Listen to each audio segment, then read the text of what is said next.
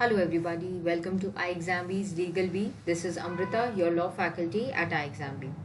We have recently started a series for case law preparation from all the important law subjects. This is very relevant and important for all the judiciary examinations, all the state judiciary examinations, and also for other competitive examinations like UGC NET, the entrances like CLAT, then also for other exams that you can give after law. This is very important, not only for exams but also those who are practicing or who are teaching or who are working in the research field should have a very sound knowledge of case laws in any legal subject. And in today's video I have picked for discussion important case laws from Constitutional Law of India.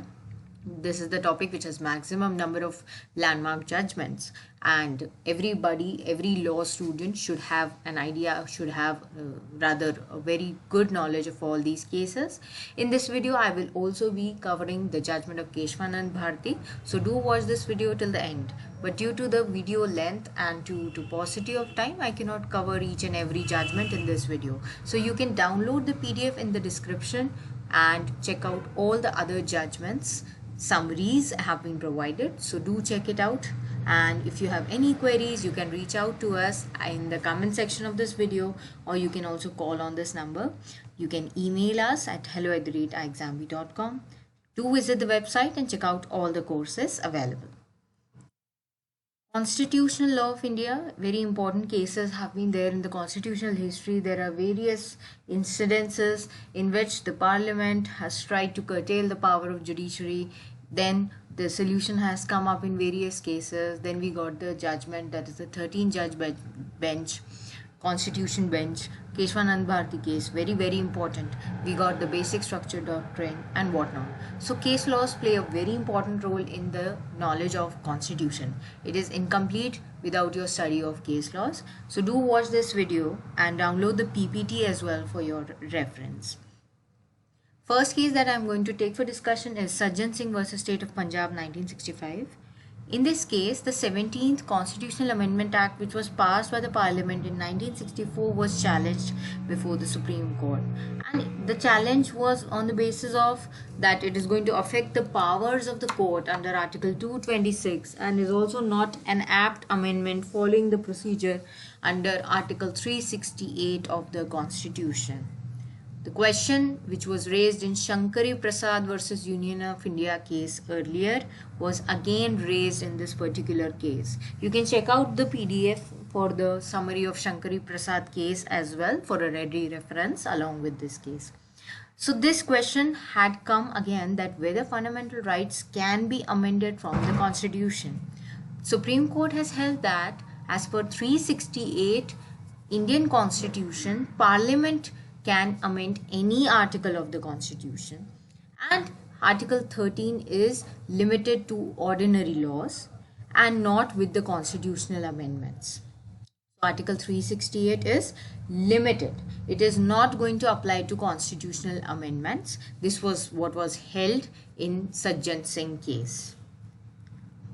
I.C. Golaknath versus State of Punjab 1967. In this case, the issue was raised relating to fundamental rights.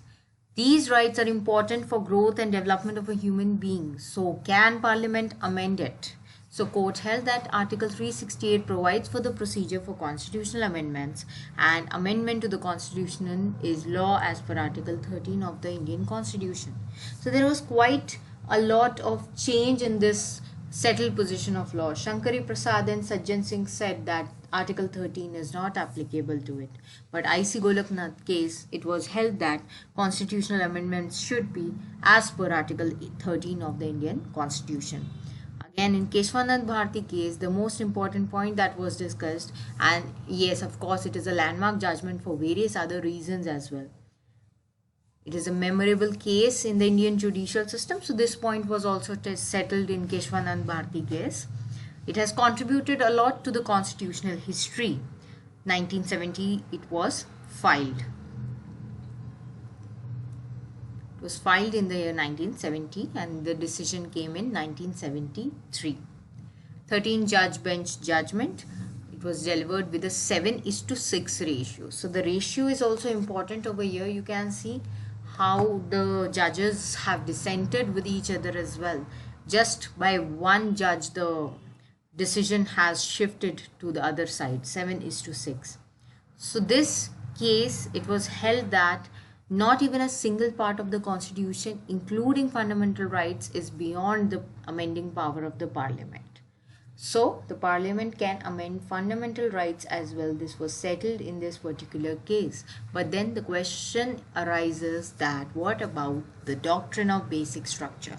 So court has held in this case only the doctrine of basic structure has been developed, and it has been held that basic structure of the constitution must not be abrogated even through a constitutional amendment. This is what is made very clear in this particular case.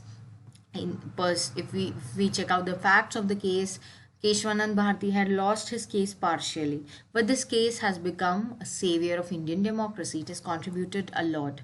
The judges have in this particular judgment listed some basic features of the constitution which are going to form a part of basic structure. Supremacy of the constitution, first of all, unity and integrity of India, democratic and republic form of government, federal character of the constitution, individual freedom also is a part of basic structure of the constitution.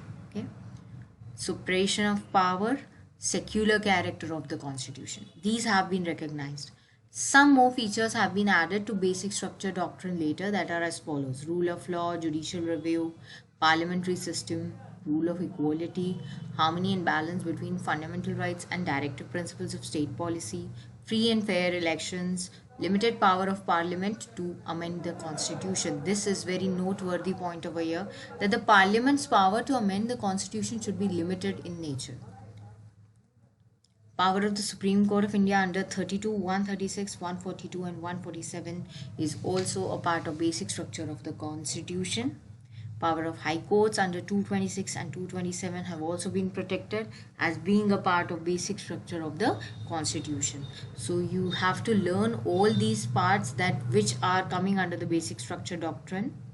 And the Supreme Court has overturned its earlier decision in Ray Biribiri case as well. The Biribiri case had held that preamble is not a part of the constitution. So that question was also clarified in this particular case. You can check out the summary of Biribiri Union case as well in the document. Download and check out the summary of that case as well. So that was also settled in this particular judgment, because preamble is an integral part of the constitution, and even preamble can be amended as per the procedure provided under Article 368 of the Constitution. And we all know it has been amended. 42nd Amendment Act, you can refer for that purpose. In this case, the full bench majority has held that the objectives that are specified in preamble, they are containing basic structure of the Constitution. So that part cannot be amended.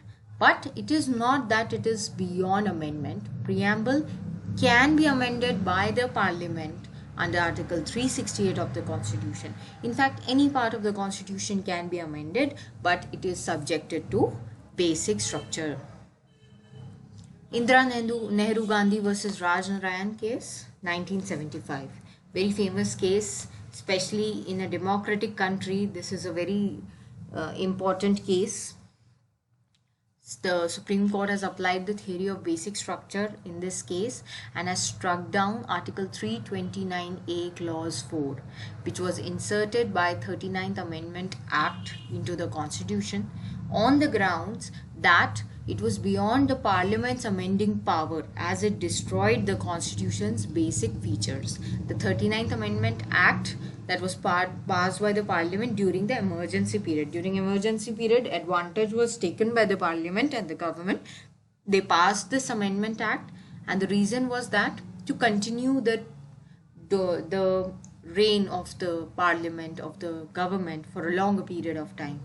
This act placed the election of the President, Vice President, Prime Minister and Speaker beyond the scrutiny of judiciary. So it tried to limit the scope of judiciary by keeping the elections out of purview of judicial control. So this is an authoritarian act of the government which was not proper, and it was curtailed by the Supreme Court in this particular case. Minerva Mills case 1980. This again strengthens the basic structure doctrine. All these cases that are relating to basic structure doctrine, I would suggest be very clear and have conceptual clarity on them. These are very, very important for exam point of view. So this case is talking about the strengths of basic structure doctrine. The judgment has struck down two changes that were made by Constitution by the 42nd Amendment Act and has declared them to be violative of basic structure. And it has been made clear that the Constitution is supreme. It is the rule of law, it is law of land, and Parliament is not supreme in our country. Judicial review and a balance between fundamental rights and directive principles of state policy should be maintained. So directive principles of state policy and fundamental rights, which is going to prevail? This was also a question which was addressed in Minerva Mills case, that if both of them need to be interpreted harmoniously, but if suppose one tries to, if both of them are in conflict, then fundamental rights will prevail over DPSPs. So this is very important for maintaining harmonious relations between both. Vaman Rao case, another very important case, 1981. In this case, again the basic structure doctrine was reiterated, and Keshwanand Bharti case reference was also taken by the court in this particular case. You can check the detailed summary of this case. You can pause the video, or you can also download the PDF and have a reference to it. The land reforms bill, all those facts of the Keshwanand Bharti case, I would suggest that try to go through them in detail. So in this case, what was dealt with, that Article 13(2) says that no law should be made which is inconsistent with fundamental rights, and if any law is made which is in contravention of fundamental rights, that shall be void. So the Vaman Rao case held that amendments to the 9th schedule until or before the Keshwanand Bharti case will remain as it is. You cannot apply this judgment retrospectively. That was the question. But after that date, whatever amendments have been made to the Constitution, these will be subjected to judicial scrutiny. ADM Jabalpur versus Shivkant Shukla case 1975, also known as the habeas corpus case, very famous case. This was again authoritarian acts of the government. During emergency, the opposition leaders were detained. So due to illegal detention, habeas corpus petitions were filed before the court. So it was held that fundamental rights are suspended during emergency. It was claimed before the courts by the state. So court has declared that right to move to high courts under 226 during an emergency was an issue, and that was being addressed. So again, this judgment went against the leaders who were detained because fundamental rights are suspended during emergency. But again, this was redressed in the case of SP Gupta versus President of India case. Very important. The ADM Jabalpur case, that was the decision which led to the transfers of the judges of high courts to different high courts. Judges were transferred as a result of that particular judgment. So the action of the government was challenged in SP Gupta case, the transfer of judges case, and the major issue was that appointment of judges of high courts and supreme courts. So the petition was filed by an advocate only, and he was not an aggrieved party or a judge. So that's why the locus standi issue was also discussed in this particular case. So this is how all the time Parliament and judiciary have always been in conflict at times in the constitutional history of India. The parliamentary actions are tried to be curtailed by judiciary, by judicial review time and again. For this, all these cases are really relevant for you.